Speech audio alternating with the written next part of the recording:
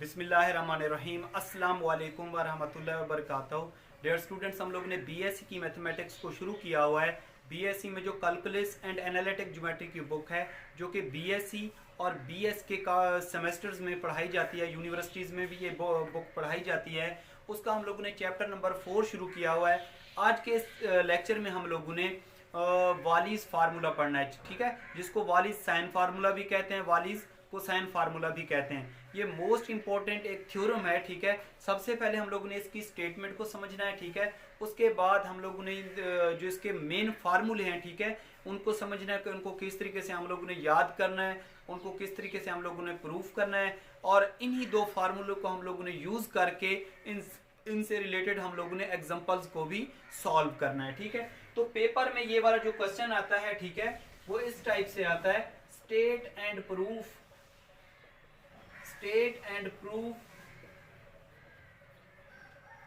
वालीज formula.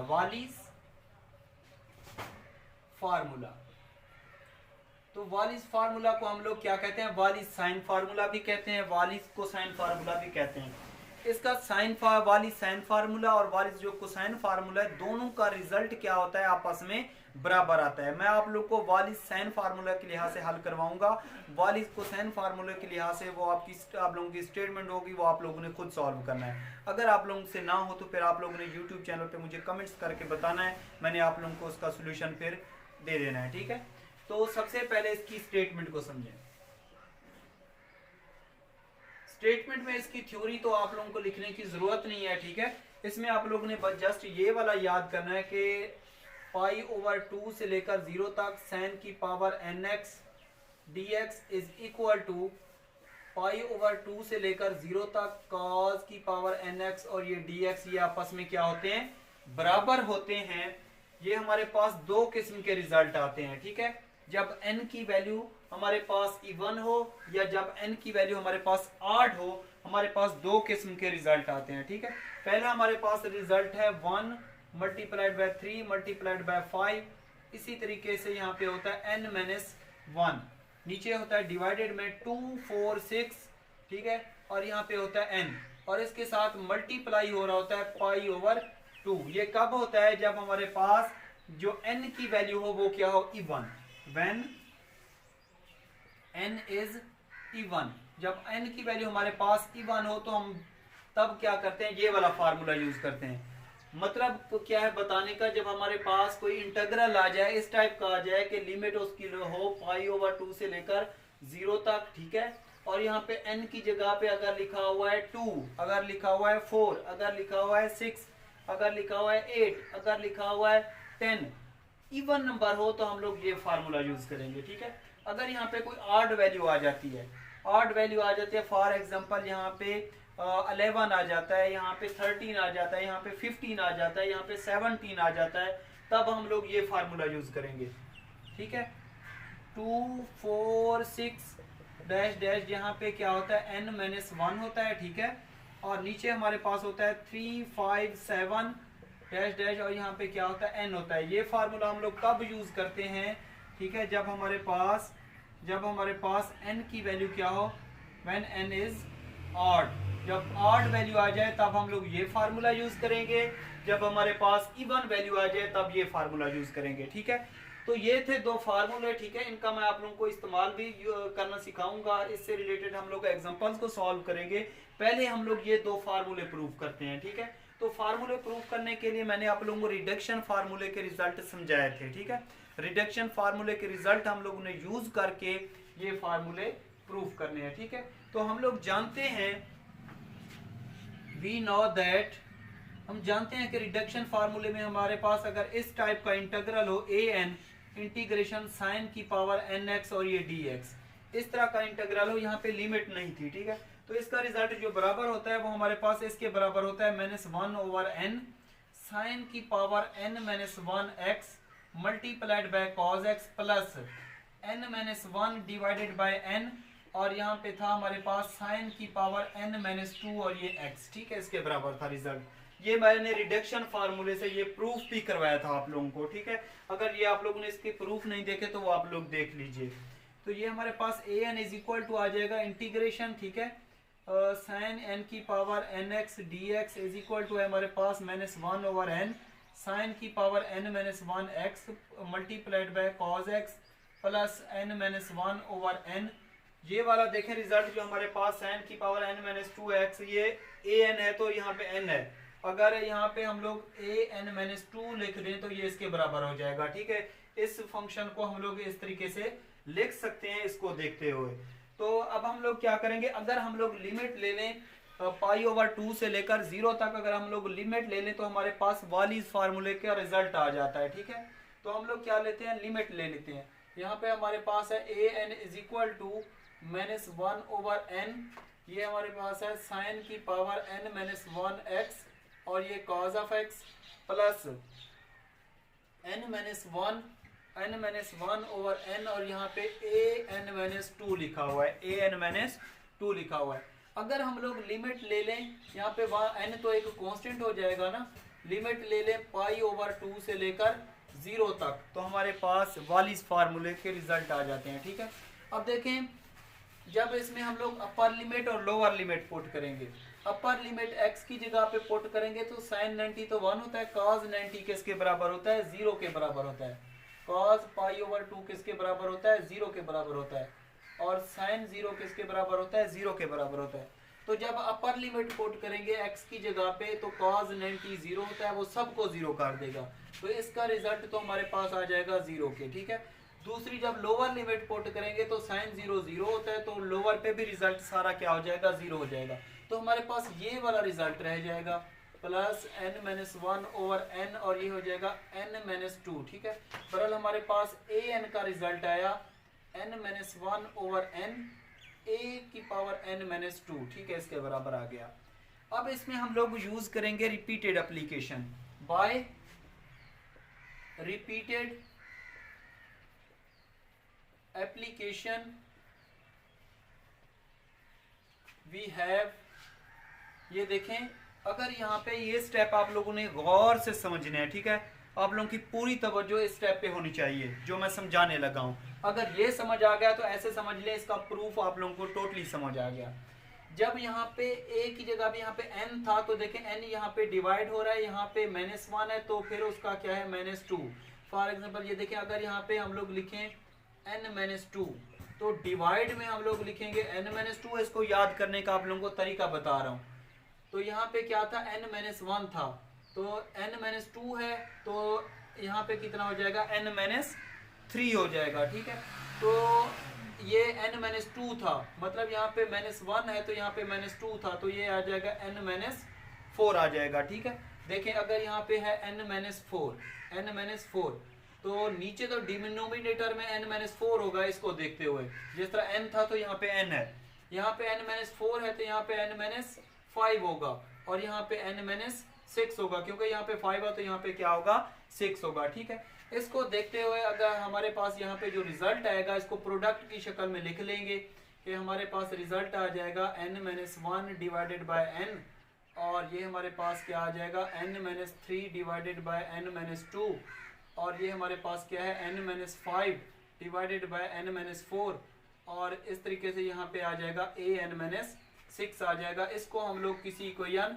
Steric का नाम mention कर देते हैं। ठीक है, क्योंकि हमारे पास जो मेन रिजल्ट हैं वो ऑड या इवन के लिए हैं। ठीक है, क्योंकि इसको हम लोगों ने प्रूव करना है ऑड या इवन के लिए, तो हम लोग दो केस करते हैं, एक ऑड के लिए करते हैं, एक हम लोग किसके लिए करते हैं, इवन के लिए करते हैं। ठीक है, ये हमारे पास जो रिजल्ट है ये an के बराबर हो जाएगा, ये हमारे पास an के बराबर रिजल्ट है। ठीक है, तो हम लोग क्या करते हैं, इसमें दो केस कर रहे हैं, एक ऑड के लिए एक इवन के लिए। पहले हम लोग ये रिजल्ट प्रूव करेंगे, फिर उसके बाद हम लोग ये रिजल्ट प्रूव करेंगे। ठीक है, तो इसको मैं यहाँ पे रेज कर देता हूँ। ठीक है, ये फार्मूले आप लोगों ने लिख लिए होंगे, यही हम लोगों ने दो फार्मूले प्रूव करने हैं। ठीक है, पहले मैं इसको वाली साइन फार्मूले के लिए कर रहा हूँ, कोसाइन फार्मूले के लिए आप लोगों ने सेम इसी मेथड से सॉल्व करना है। ठीक है, उसमें भी आप लोगों को बता दूंगा किस तरीके से करना है। तो देखें ये यहाँ पे लिखना है case number 1, case number 1 when n is positive and even. जब हमारे पास n कोई पॉजिटिव हो या इवन हो तो यहाँ पे हमारे पास फार्मूला क्या था, इंटीग्रेशन साइन की पावर nx और ये dx। n की जगह पे आप लोग 0 पुट कर दें तो ये हमारे पास हो जाएगा इंटीग्रेशन और sin की पावर 0x और यहाँ पे d ऑफ x, ठीक है, इसके बराबर। यहाँ पे लिमिट इसकी कितनी है, π/2 से लेकर 0 तक, π/2 से लेकर 0 तक। किसी भी फंक्शन के ऊपर 0 हो तो वो 1 के बराबर होता है, तो π/2 से लेकर 0 तक यहाँ पे हमारे पास 1 आ जाएगा, ठीक है, 1 dx। 1 की इंटीग्रेशन क्या होती है, x होती है, ठीक है, और ये लिमिट आ जाएगी π/2 से 0 तक आ जाएगी, ठीक है। जब इसमें हम लोग अपर लिमिट और लोअर लिमिट पुट करेंगे तो π/2 मैंने 0, मतलब हमारे पास रिजल्ट आ जाएगा यहाँ पे π/2। यहाँ पे मैंने क्या लिखा, जब n हमारे पास पॉजिटिव हो या इवन हो। पॉजिटिव का मतलब यहाँ पे n हम लोगों ने कोई भी 0 पुट कर दिया। अब इवन का मतलब आप यहाँ पे n इज इक्वल टू कितना ले लें, 6 ले लें, इसमें 6 पुट करते जाएं। तो ये देखें हमारे पास an इज इक्वल टू आ जाएगा, रिजल्ट इसका n-1 n, और ये क्या है n-3 और n-2 n-5 और ये कितना है n-4 डैश डैश, इस तरीके से लिखेंगे ना। n की जगह पे यहाँ पे 6 पुट करेंगे तो 6-1 ओवर ये आ जाएगा 6-1 ओवर 6, 6-3 ओवर 6-2, 6-2 मल्टीप्लाइड बाय ये आ जाएगा 6-5 ओवर 6-4, और यहाँ पे हमारे पास जो रिजल्ट आया एंड जब पॉजिटिव था तो कितना आया, π/2 आया। ये हम लोग क्या कर देंगे, इसको मल्टीप्लाई कर देंगे, ठीक है। तो हमारे पास ये आ जाएगा n-1 over n, n-3 over n-2, n-5 over n-4 dash dash, ये आ जाएगा 5 ओवर 6, ये हमारे पास आ जाएगा 3 ओवर 4, और ये हमारे पास आ जाएगा कितना, 1 ओवर 2 आ जाएगा, 1 ओवर 2 और मल्टीप्लाइड बाय π/2। तो इस फार्मूले को हम लोग इस तरीके से भी लिख सकते हैं कि हमारे पास जो रिजल्ट आएगा कितना आएगा, 135 से लेकर यहाँ पे क्या है ऊपर n-1 तक, ये हमारे पास आ जाएगा यहाँ पे कितना है 246 और ये डैश डैश ये कहाँ तक जा रहा है, n तक जा रहा है, और इसके साथ मल्टीप्लाई क्या हो जाएगा, π/2 आ जाएगा। तो ये पहला रिजल्ट आ जाएगा। ये फार्मूला हम लोग कब यूज करेंगे, when n is even, ठीक है, जब हमारे पास कोई n even हो तब हम लोग ये फार्मूला यूज करेंगे, ठीक है। अब हम लोग केस नंबर 2 के लिए इसको प्रूफ करते हैं। केस नंबर 2 में हम लोग लेते हैं when n is positive and odd, when n is odd and positive, ठीक है। इसको हम लोग ने यहाँ पे रहने देना है, ठीक है। ये इसको हम लोग ने रेज कर दिया, ये हमारे पास है इक्वेशन स्टेरिक। केस नंबर यहाँ पे 2 कर रहे हैं और फार्मूला नंबर 2 प्रूफ कर रहे हैं, ठीक है। when n is odd and positive, ठीक है, और जब n हमारे पास कोई odd हो और पॉजिटिव हो तो यहाँ पे हमारे पास फार्मूला क्या था, π/2 से लेकर 0 तक, ठीक है। ये हमारे पास क्या है, sin की पावर nx और ये dx। यहाँ पे n की जगह पे आप लोग odd कोई 1 नंबर ले लीजिए, तो ये हमारे पास हो जाएगा π/2 से लेकर 0 तक sin की पावर 1x dx। sin की इंटीग्रेशन क्या होती है, माइनस cos x होती है। लिमिट कितनी है, π/2 से लेकर 0 तक। इसमें जब हम लोग अपर और लोअर लिमिट पुट करेंगे तो ये हमारे पास हो जाएगा cos upper limit minus cos lower limit कितनी, 0। तो इसका रिजल्ट cos 90 क्योंकि 0 होता है तो ये माइनस 0 -1 आ जाएगा, तो इसका रिजल्ट आ जाएगा यहाँ पे +1 आ जाएगा। कितना आ जाएगा, +1 आ जाएगा। अब इस n की जगह पे कोई ऑड वैल्यू पुट कर दें। मैं यहाँ पे पहले वहां पे n की जगह पे क्या पुट किया था, 6 पुट किया था, अब 7 पुट कर देता हूँ इसमें। तो ये हमारे पास आ जाएगा n की जगह पे 7 ये पहले लिख देंगे इस तरीके से, n-1 over n, n-3 over n-2 और ये n-5 over n-4 dash dash dash, इस तरीके से लिखते जाएंगे। अब n की जगह पे 7 पुट करते जाएं तो ये 7-1 over 7, 7-3 over 7-2 multiplied by 7-5 over 7-4, और यहाँ पे जो हमारे पास नंबर आया ये वाला, यहाँ पहले हमारे पास π/2 आया था, यहाँ पे 1 आया तो 1 मल्टीप्लाई कर दें।